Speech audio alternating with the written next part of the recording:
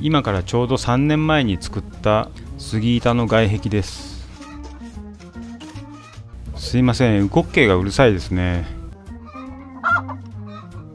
こんな感じでウコッケイが12羽いまして、毎朝卵を産んだ後に鳴きます。撮影してる時も関係なく鳴くので、 YouTube の動画の中にはよくウコッケイの鳴き声が入ってしまっています。でもよく卵を産んでくれているので多めに見ています。で、古民家の方に戻りますけど、日当たりのいいところがちょっとなんかカサカサしてきてるんですよね。塗装が劣化してもう効果がなくなってしまっているようです。ですので、メンテナンスとして塗装をしようと思います。3年前に出来上がった直後に2回塗装をしました。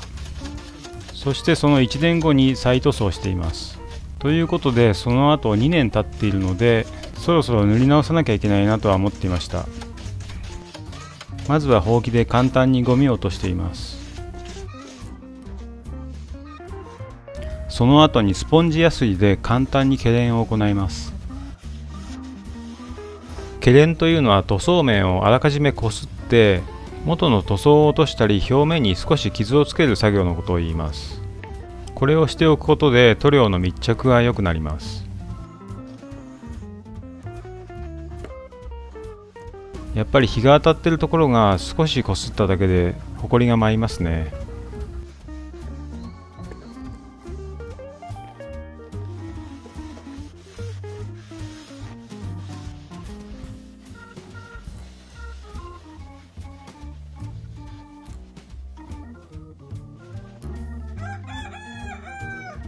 どうしてもペンキが下に落ちるので、ちゃんと養生はしておきます。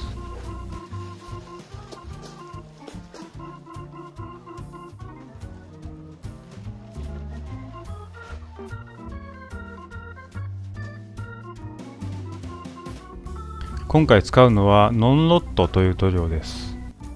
屋外用の油性の塗料で、木材によく染み込んで防腐、防カビ、防虫などの効果があるということです。まずは缶ごとよく振って攪拌します。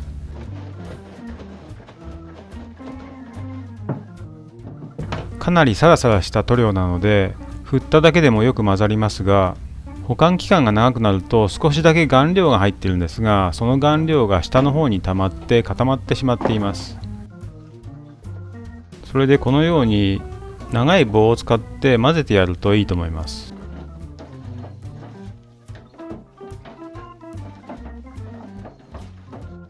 そしてもう一度缶ごと持ち上げて攪拌してやります。それから容器に注ぐ際はですね、こういう向きではなくて、容器を反対にしてですね、この向きで注いだ方が上手に移せます。ドボンドボンという風に入るようなことがなくなって、周りに飛び散ることも少ないですし、液だれも少ないですね。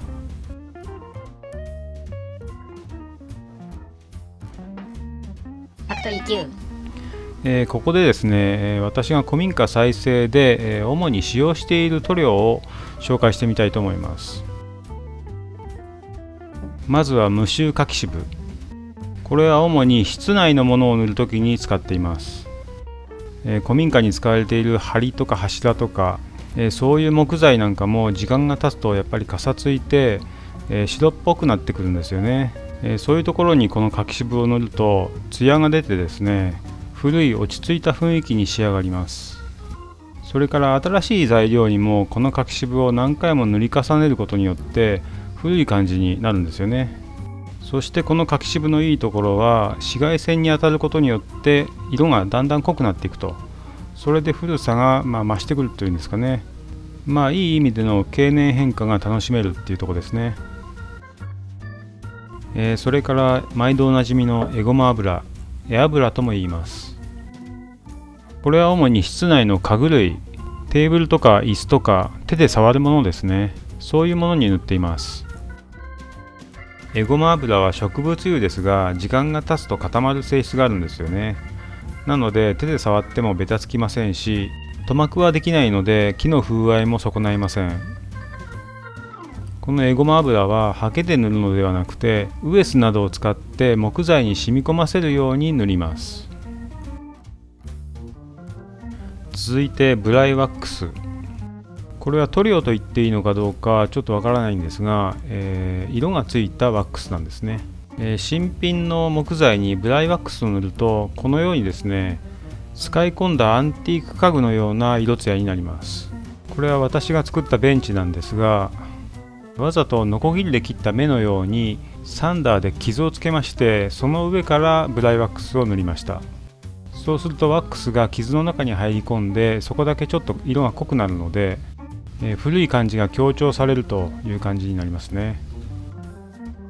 このブライワックスは布につけてこすりつけるというような塗装の仕方になります。そしてこれが屋外の主に木材に用いるノンロットです。ノンロットっていうぐらいですから腐らないっていう意味なんでしょうね。今回のように杉やヒノキなどの無垢の木材に使用しています。ファクトリー9。それではこのノンロットを塗っていきたいと思います。この塗料はサラサラしていて大変塗りやすいんですよね。サラサラしているせいか木材によく染み込んでいっているのがわかります。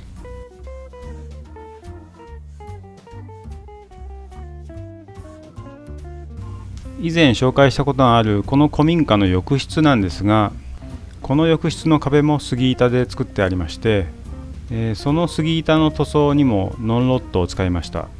今塗ってる塗料と同じものですね。この浴室も作ってからもう3年ぐらい経つんですけども、本当によく水を弾いてくれてカビなんか全く生えませんしね。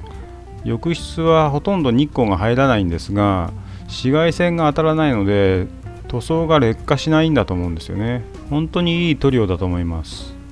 この塗料ノンロットの詳細は概要欄に載せておきます。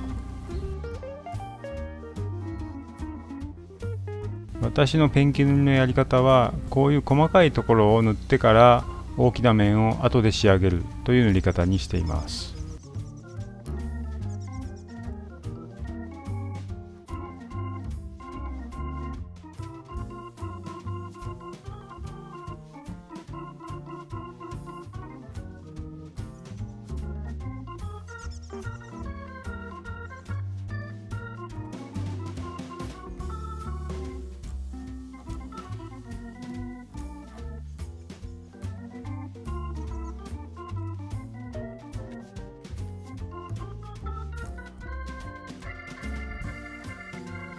前回雨戸をガラス戸に交換して二重サッシにするという動画をお伝えしましたが、その時に戸袋の外側に使わなくなった雨戸を打ち付けたんですよね。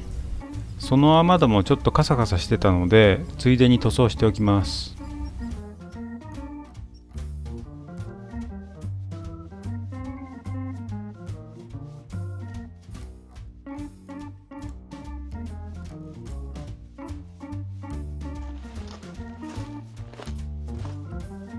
養生を取って塗装完了です。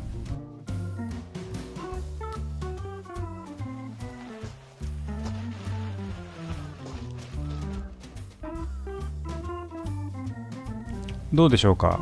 塗装前と塗装後でだいぶ雰囲気が変わっていると思います。塗装前はやっぱりちょっとカサカサしてましたね。塗装後はですね、しっとりした自然な雰囲気が出ましたね。それでいかにもペンキを塗りましたよ、ピカピカですっていう感じでもないんですよね。そこがこの塗料のいいところだと思います。今回のノンロットによる塗装いかがだったでしょうか。気に入っていただけましたらチャンネル登録や高評価などもよろしくお願いしたいと思います。